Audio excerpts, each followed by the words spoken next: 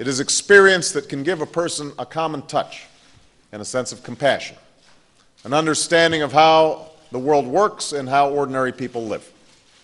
And that is why it is a necessary ingredient in the kind of justice we need on the Supreme Court. Now, the process of reviewing and selecting a successor to Justice Souter has been rigorous and comprehensive, not least because of the standard that Justice Souter himself has set with his formidable intellect and fair-mindedness and decency. I've sought the advice of members of Congress on both sides of the aisle, including every member of the Senate Judiciary Committee. My team has reached out to constitutional scholars, advocacy organizations, and bar associations representing an array of interests and opinions. And I want to thank members of my staff and administration who have worked so hard and given so much of their time as part of this effort. After completing this exhaustive process, I have decided to nominate an inspiring woman who I believe will make a great justice, Judge Sonia Sotomayor of the great state of New York.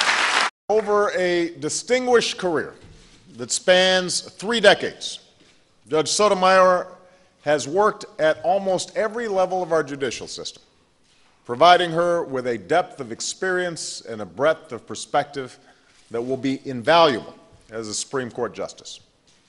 It's a measure of her qualities and her qualifications that Judge Sotomayor was nominated to the U.S. District Court by a Republican president, George H.W. Bush, and promoted to the Federal Court of Appeals by a Democrat, Bill Clinton.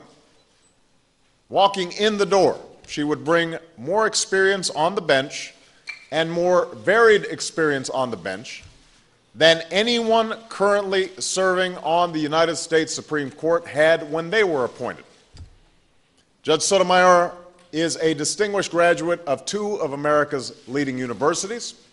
She's been a big city prosecutor and a corporate litigator.